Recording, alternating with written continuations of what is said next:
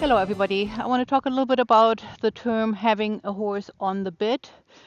Um, that's an elusive term for many people that are just starting out in dressage, but also for a lot of riders who have been in the game for any length of time.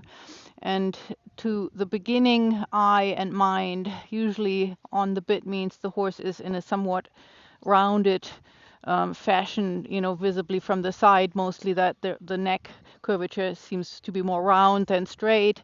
And, that feels like then if that's accomplished, then the horse is on the bit, which is, of course, only part of the puzzle.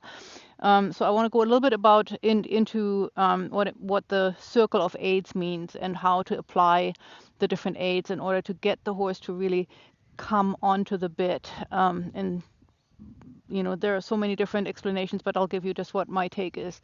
So the circle of eight starts with the lower legs driving, right? Left, right in the walk, simultaneously both legs on and off in the trot, and in the canter, of course, inside leg on in the down part of the wave motion, outside leg supports it in the up part of the wave motion of the canter, right? And so that's the lower leg situation that basically engages the hind end when you want to think about it in those terms. Your lower leg says to your horse's hind legs, come on, let's do something together here. And in the beginning, it just says, come on, let's do something. And then we get more and more particular with time, right? And ultimately, the mechanism of engaging the horse to move forward and off of the leg so that eventually you can, realize the term of on the bit has to do with creating energy from your lower leg that translates into the energy that increases in your horse's hind legs. It's always activate, lower leg activates, hind end becomes activated, the back starts to swing and go a little bit more up and down, it becomes more mobile, and that in turn then allows the horse to drop the neck, land with that energy in the horse's mouth, in the bit, and then it comes back into my hands where I catch it and stay part of the circular ongoing conversation that we're having, right? So that's one way of looking at it.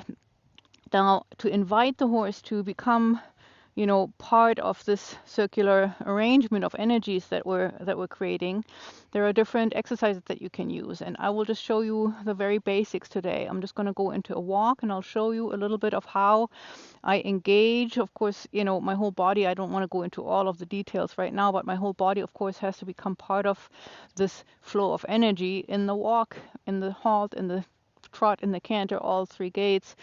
And so while I'm doing that, I want to make sure that my horse has the best opportunity to engage. When I say with my lower leg, come on, let's go, let's move, I want to make sure that the horse's hind legs can freely swing forward.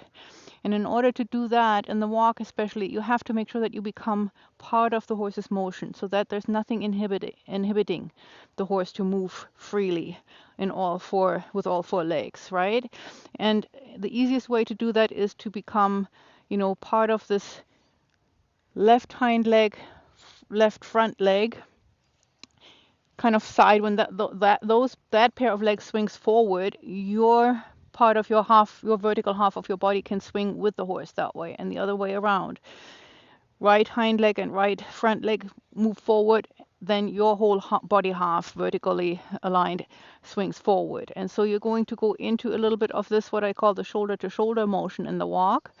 And then as you're doing that on the long rein, I'm just demonstrating in the standstill, here's what that looks like. But as you're walking, you're massaging the corners of the horse's mouth, of course, right?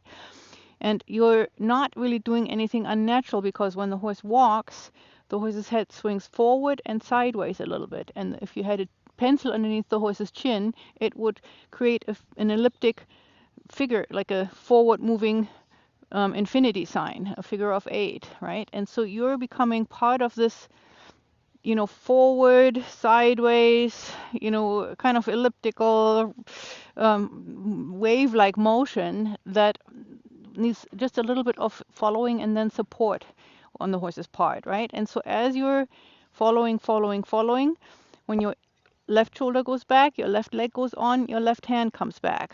And then the other way around, right shoulder goes back, right leg goes on, and right hand and arm comes back. You're going to build a cabinet up here, of course. This is some of the things that I've been talking about in earlier videos. You can check them out. But basically, you want to say here, here, here.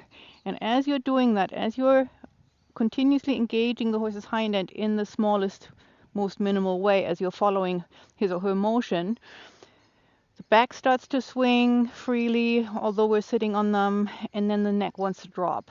And when the neck drops, that's good. That's for a moment good. And then the horse says, well, and then now what? So that's where you have to continue to say to the horse, I'm here for you, I'm here for you, I'm here for you, in the shoulder-to-shoulder part, right? And then once you have that, you can then go into a different mode and say, now we're stretching and walking, and the horse is in the mildest, widest sense on the bit now, because we're connecting the horse from the hind end truly to the front end, and have that circular elastic connection feeling, hopefully. And then you can alternate. Once you have that in place, that's a lot to do. You can start with that, but then the next step will be to give and take with both hands to the horse's forward and backward motion of his head.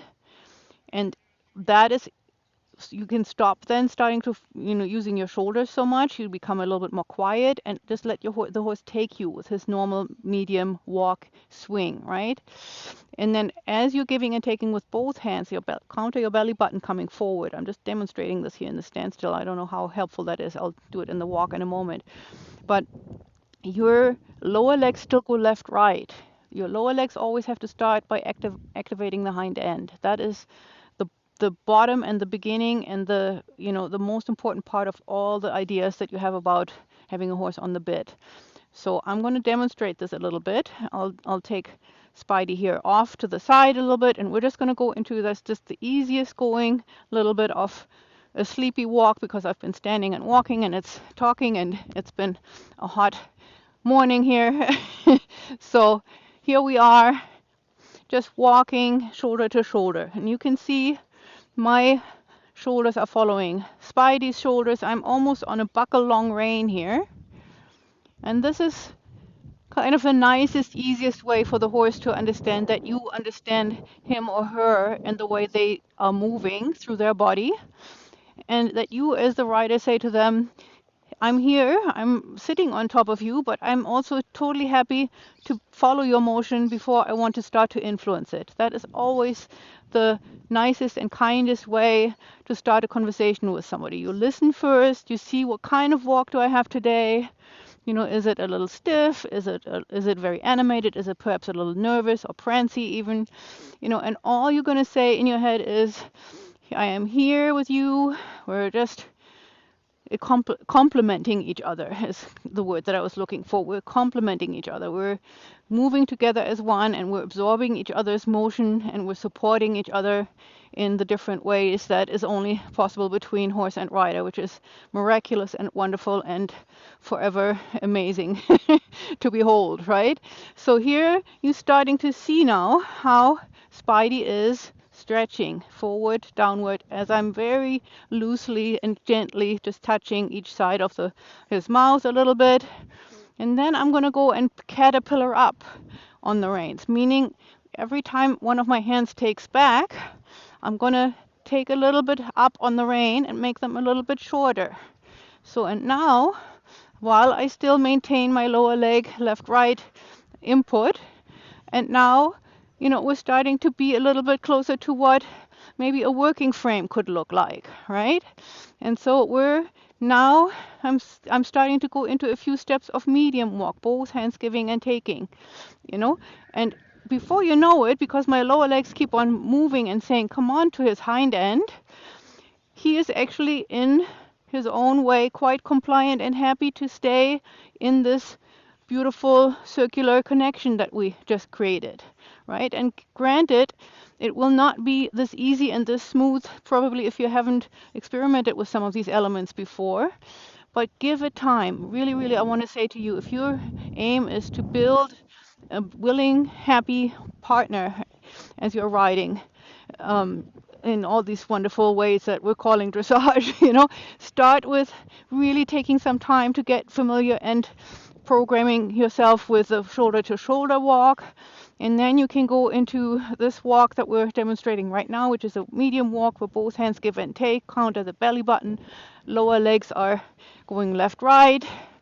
And this is the beginning, right? This is the beginning of having a horse on the bit. Even a young, fairly, not very far along in his educational development like Spidey, we can do this together, and this is the beginning. And then we're going to come to a halt. I breathe out, knee pressure a little bit, and then I'm going to let him have the reins. And he rips them out of my hands. Ideally, I would love that to be a little bit more gradual, but all things in good time. And that's pretty much it. That's all I want to say to start out with this, when you're starting out with this concept and this idea that you want your horse to be on the bit. And I hope this was helpful, food for thought, and hopefully you find some inspiration and some, ideas to practice these things. And if you have questions, please leave them in the comments. And happy riding. Thank you, Spidey. Good boy.